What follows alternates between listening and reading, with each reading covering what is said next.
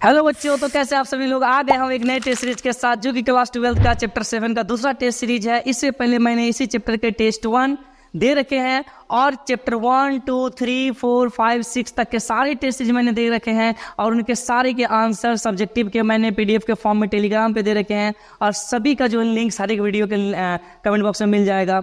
तो आप लोग ज़्यादा से ज़्यादा इस वीडियो को शेयर करें अपने दोस्तों के साथ, ताकि उनका भी एग्जाम अच्छे से क्लियर कर सके। ठीक है, तो चलिए बिना देरी के भी स्टार्ट करते हैं अपने टेस्ट सीरीज को, जो पहले हमारे सामने आ रहा है ऑब्जेक्टिव के फॉर्म में।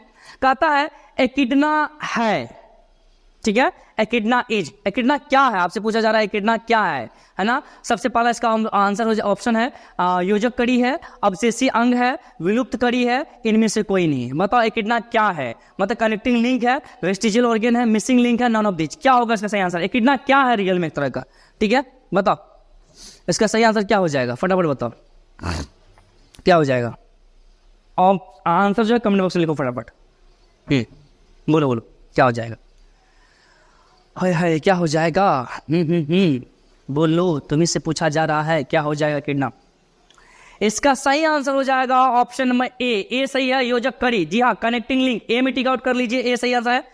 चलिए क्वेश्चन नंबर 2 की तरफ पढ़ते हैं। क्वेश्चन नंबर 2 कहता है एस एल मिलर किससे संबंधित है। S L Miller is related to whom, किससे कनेक्टेड है। एस एल मिलर क्या चीज से कनेक्टेड है ना। नव डार्विन से, नव लेमार्कवाद से, विकासवाद एवं उपयोग एवं अनुपयोग के सिद्धांत से, जीवन की उत्पत्ति एवं विकास से। बताओ क्या चीज से कनेक्टेड है एस एल मिलर।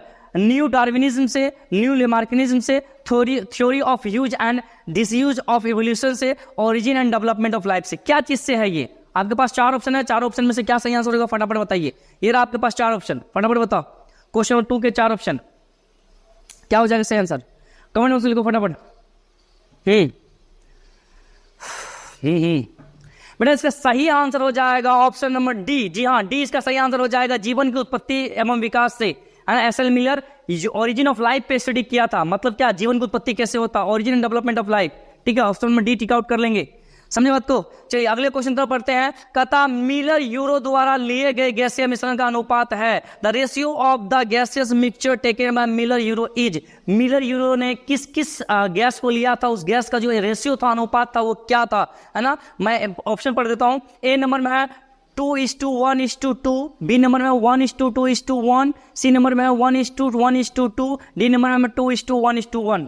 ठीक है, ऑप्शन क्या है। ए नंबर में 2:1:2, बी नंबर में 1:2:1, सी नंबर में 1:1:2, डी नंबर में 2:1:1। बेटा बताओ सही आंसर क्या होगा, किस प्रकार का रेशियो है। मतलब कि मिलर के द्वारा गैस जो लिया गया था वो किस प्रकार का है, बताओ। क्वेश्चन नंबर 3 तुम्हारे सामने है, इसका आंसर क्या हो जाएगा फटाक से बताओ। जल्दी जल्दी बताओ, जल्दी जल्दी बताओ, जल्दी जल्दी बताओ। ब्रिलियंट बच्चों, मेरे धुरंधर महान बच्चों, फटाफट बताओ क्या हो जाएगा। डॉक्टर ऑफ फ्यूचर, बताइए क्या हो जाएगा। बेटा क्वेश्चन नंबर 3 का सही आंसर हो जाएगा ऑप्शन नंबर ए में टिक आउट कर लो, ए। जी हाँ, 2:1:2, 2:1:2, यही रेशियो लिखा जाता है। ठीक है, चलिए क्वेश्चन नंबर 4 की तरफ पढ़ते हैं। क्वेश्चन 4 का आता है माइक्रोस्फीयर नाम किसने दिया था। Who gave the name microsphere. बताओ किसने दिया था। यूरो ने दिया था, ऑपरिन ने दिया था, मिलर्स ने दिया था, सिडनी फॉक्स ने दिया था, है ना। यूरो, ऑपरिन, मिलर, सिडनी फॉक्स, है ना। सिडनी फॉक्स किसने दिया था, बताओ किसने दिया था। आपके पास 4 ऑप्शन है। ये जो माइक्रोस्फीयर है ये किसने दिया था। क्वेश्चन नंबर 4 का 4 ऑप्शन, 4 में से क्या आंसर होगा बताइए फटाफट, कमेंट बॉक्स में लिखिए आंसर बताइए। क्या होगा, लिख डाला, बता डाला। ब्रिलियंट बच्चों, बता डाला। मेरे तेज बच्चों, महान देश के महान भविष्य के महान बच्चे, बताइए क्या होगा।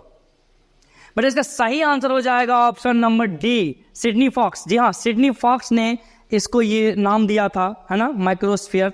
ठीक है, चलिए अगला क्वेश्चन आ रहा है हमारे सामने। 5 नंबर का जो फाइनल क्वेश्चन है, कहता ऑपरेन मॉडल क्या प्रदर्शित करता है। What does the operon model represent. Operon model क्या प्रदर्शित करता है। जीन का बनना प्रदर्शित करता है, जीन का कार्यान्वयन प्रदर्शित करता है, जीन का रेगुलेशन, जीन की क्रियाविधि, क्या फॉर्मेशन ऑफ जीन, है ना, implementation of gene, regulation of gene, या मोड जीन्स। बताओ क्या चीज प्रदर्शित करता है, कौन ऑपरेन मॉडल क्या रिप्रेजेंट करता है। क्वेश्चन नंबर 5 का आंसर क्या होगा, 4 ऑप्शन आपके सामने है, बताइए क्या होगा। इससे पहले वाले जो टेस्ट है चैप्टर 6 में मैंने इसके बारे में डिटेल से बताया बेटा। बताओ क्या होगा सही आंसर? इसका सही आंसर हो जाएगा बेटा ऑप्शन नंबर, तुम बताओ क्या होगा, कमेंट बॉक्स में लिखो। सी इसका सही आंसर होगा जीन का रेगुलेशन ऑफ जीन। जी हाँ, इसका सही आंसर सी होगा। सी में टी आउट कर लीजिए। चलिए अगले क्वेश्चन तो पढ़ते हैं। अगला क्वेश्चन आता है ना, आर्कियोपेट्रिक्स किसका संयोजक जंतु है? Archaeopteryx is a connecting animal of, बताओ किसका है? आर्कियोपेट्रिक्स किससे कनेक्टेड है? ये आर्कियोपेट्रिक्स जो जीव था वो किससे कनेक्टेड है? कौन ऐसा जीव था पहले जो उससे कनेक्टेड है ना? ये सरीसृप एवं अस्तनी, सरीसृप एवं पक्षी, उभयचर एवं सरीसृप, पक्षी एवं अस्तनी। मैं इंग्लिश पढ़ता हूँ। रेप्टाइल्स एंड मैमल से कनेक्टेड है, रेप्टाइल्स एंड बर्ड से कनेक्टेड है, एम्फीबियंस एंड रेप्टाइल से कनेक्टेड है, बर्ड्स एंड मैमल से कनेक्टेड है। बताओ किससे कनेक्टेड है? क्वेश्चन नंबर 6, 4 ऑप्शन आपके सामने है ना। आर्कियोपेट्रिक्स एक जीव है, एक पक्षी के टाइप का दिखने वाला जीव है, लेकिन पक्षी है भी नहीं, कंप्लीट पक्षी। ठीक है, बताओ ये किस टाइप का जीव है? बताओ। ठीक है, क्वेश्चन नंबर 6 का सही आंसर क्या होगा? मेरा क्वेश्चन नंबर 6 का सही आंसर हो जाएगा आपको option number B, reptiles and bird. Reptiles and bird, B सरीसृप एंड पक्षी। जी हाँ, रेप्टाइल्स से बर्ड से कनेक्टेड ही है, उसी की प्रजाति में आता है। ठीक है, चलिए क्वेश्चन नंबर 7 हमारे सामने आ रहा है। कहता है निम्नलिखित वैज्ञानिक में से किसने प्रोबायोटिक संरचना को कोएसर्विट नाम दिया? ठीक है, who among the following scientist name the probiotic structure coacervate? ठीक है, ऑप्शन में पढ़ देता हूं कि प्रोबायोटिक स्ट्रक्चर को किसने कोएसर्विट नाम दिया था, है ना। Stanley Miller, Calvin Millers, A.I. Oparin, JBS Haldane. क्या नाम था उस साइंटिस्ट का बताइए? स्टेनले मिलर नाम था, कैल्विन मेलिविन नाम था, A.I. ओपरिन नाम था, या JBS हेल्डेन नाम था? क्या नाम था उसका साइंटिस्ट का जिन्होंने प्रोबायोटिक स्ट्रक्चर को क्या कहा था? कोएसर्विट कहा था। बताओ, आपके पास 4 ऑप्शन है। क्वेश्चन नंबर 7 का सही आंसर क्या हो जाएगा? फटाफट बताओ। सही आंसर क्या होगा इसका? कौन साइंटिस्ट थे बेटा? सही आंसर इसका हो जाएगा क्या? कौन साइंटिस्ट, तुम बताओ तो। अरे सही आंसर इसका हो जाएगा option number B, Calvin Melvin. ठीक है जी, ऑप्शन नंबर 20 का टी आउट कर लेंगे, कैल्विन मेलविन। ठीक है, चलिए अगला क्वेश्चन आ रहा है। क्वेश्चन नंबर 8 का था मानव पूर्वजों में मस्तिष्क का आकार 1000 सीसी से ज्यादा किसका था? बाप रे बाप, यहाँ तो मोटरसाइकिल निकल गया कितना न कितना सीसी का, कहने से बाहर। उस समय आदमी का सीसी स्टार्टिंग में इतना था। ठीक है, तो पहले जमाने में जो ह्यूमंस थे, मानव थे, उसमें किस ह्यूमन का या किस प्रजाति के लोग का जो ब्रेन था वो 1000 सीसी से ज्यादा था, है ना। ऑप्शन है होमो निएंडरथैलेसिस, होमो इरेक्टस, रामापिथिकस, होमो हैबिलस। ठीक है, मैं इंग्लिश में पढ़ देता हूं। हु अमंग द ह्यूमन, है ना, ancestors had a brain size more than 1000 CC? बताओ कौन थे?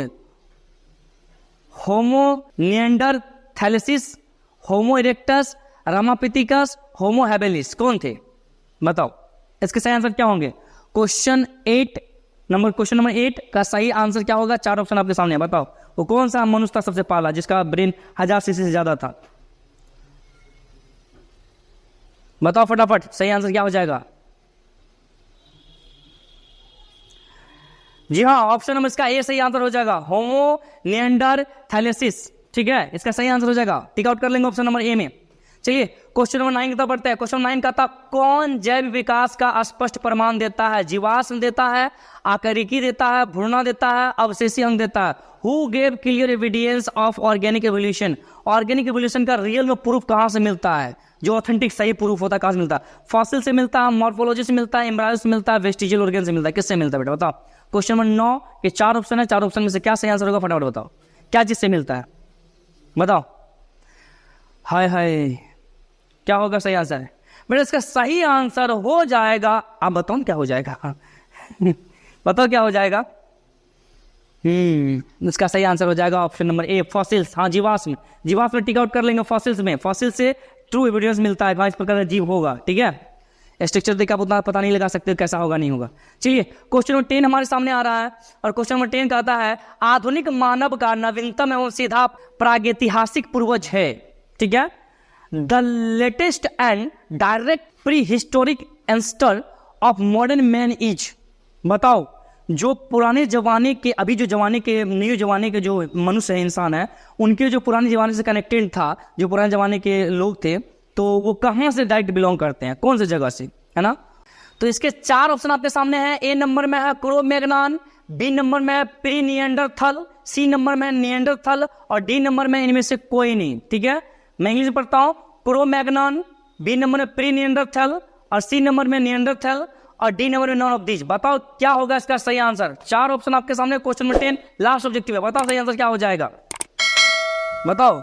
न्यू ऑर्गेनिज्म जो ह्यूमन का है, न्यू ऑर्गेनिज्म ह्यूमन का जो है, उसका जो पूर्वज था वो कौन सा था, कैसा था, बताओ फटाफट। क्वेश्चन नंबर 10 के सही आंसर क्या हो जाएंगे, बताओ फटाफट। बताओ बताओ, दिमाग की बत्ती हिली जली, कौन सा था, बताओ बेटा, बताओ क्या होगा सही आंसर। डी होगा, सी होगा, बी होगा, ए होगा। ए होगा, बी होगा, सी होगा, डी होगा, क्या होगा बताओ कमेंट बॉक्स में। नहीं मालूम है, इसका सही आंसर हो जाएगा ए। जी हाँ, क्रो-मैग्नन, क्रो-मैग्नन इसका सही आंसर हो जाएगा। ए में टिक आउट कर लेंगे। ठीक है, अब हम लोग पहुंचते हैं इसी टेस्ट सीरीज के सेकंड स्टेप की तरफ, जहां पे शॉर्ट क्वेश्चन है, 5 पर क्वेश्चन 2 मार्क्स के हैं, 10 मार्क्स के ये क्वेश्चन है और मैं हर एक टेस्ट सीरीज में डाल देता हूं। इसके आंसर आपको पीडीएफ के फॉर्म में टेलीग्राम पे मिल जाएंगे। टेलीग्राम का लिंक इसी वीडियो के कमेंट बॉक्स में आपको मिल जाएगा, तो वहां से आप लोग उसको कर लेंगे कंप्लीट। ठीक है, तो चलिए इसको मैं एक्सप्लेन कर देता हूं। कहता है जीवन की उत्पत्ति के संदर्भ में लुईस पास्चर के प्रयोग का वर्णन कीजिए। Describe Louis Pasteur experiment with reference to the origin of life. Louis Pasteur ने जीवन की उत्पत्ति के आधार पर क्या थ्योरी दिया था, उसके बारे में आपको लिखना है। सेकंड क्वेश्चन कहता है चयन से आप क्या समझते हैं। What do you understand by selection. Selection से क्या समझते हैं, जिसको नेचर ने सेलेक्ट किया हो कि तुमको ऐसे रहना, तुमको ऐसे रहना, तुमको ऐसे रहना, तुमको यहाँ रहना, तुमको यहाँ रहना, यहाँ रहना, तो उसी हम लोग बेटा सिलेक्शन कहते हैं। इसके बारे में डिटेल में आंसर लिखा हुआ मिल जाएगा आपको, वहां से लिख लेंगे। थर्ड और क्वेश्चन कहता है मानव के उद्गम और विकास की संक्षिप्त जानकारी दें। Give a brief account of the origin and development of human beings. इंसान की उत्पत्ति कैसे, कहाँ से हुई, किस प्रकार से हुई, उसके बारे में डिटेल में आपको लिखना है। ठीक है, हालांकि इसका करंट या कंफर्म वाला जो है थ्योरी वो कहीं नहीं मिला है, फिर भी जो बुक के अनुसार था वो मैंने आंसर दे दिया, आप लोग वहां से लिख सकते हैं। ठीक है, क्वेश्चन नंबर 4 कहता है अपसारी तथा विसारी में अंतर बताएं। State the difference between divergent and convergent evolution. ठीक है, डाइवर्जेंट और कन्वर्जेंट एवोल्यूशन के बारे में बताइए क्या होता है, ये कैसे कैसे डेवलप करता है, इसका भी आंसर आपको पीडीएफ में मिल जाएगा। लास्ट क्वेश्चन कहता है सब्जेक्टिव 2 मार्क्स का कि लेमार्क और डार्विन के सिद्धांत में विभेदन करें। मतलब कि differentiate between the theories of Lamarck and Darwin, है ना। लेमार्क और डार्विन के थ्योरी में आपको अंतर करने वाला, डिफरेंट करने बोल रहा है कि क्या अंतर था दोनों में। दोनों एक ही टॉपिक के ऊपर थ्योरी दिए थे, है ना, तो दोनों के थ्योरी में क्या डिफरेंस था उसके बारे में पूछ रहा है। लास्ट क्वेश्चन आ रहा है हमारे सामने, जो कि 5 नंबर का एक क्वेश्चन है, जो कि मैं हर एक टेस्ट सीरीज देता हूं, जो कि बड़ा ही मजेदार होता है। चलिए इसको देख लेते हैं क्या कहता है। कहता है जैव विकास के संदर्भ में लेमार्क का मत क्या कहता है। What does Lamarck's theory say about biological evolution. Biological evolution में लेमार्क का थ्योरी क्या कहता है, लेमार्क ने क्या थ्योरी दिया था, कैसा थ्योरी दिया था और लेमार्क क्या कहना चाहते थे अपनी इस थ्योरी के जरिए, वो यहाँ पे पूछा जा रहा है। इसके आंसर आपको पीडीएफ के रूप में मिल जाएंगे। ठीक है, तो आज के टेस्ट सीरीज में यहीं तक रुकते हैं, फिर मिलते हैं नेक्स्ट टेस्ट सीरीज में अगली वीडियो में। ठीक है, तब तक के लिए थैंक यू।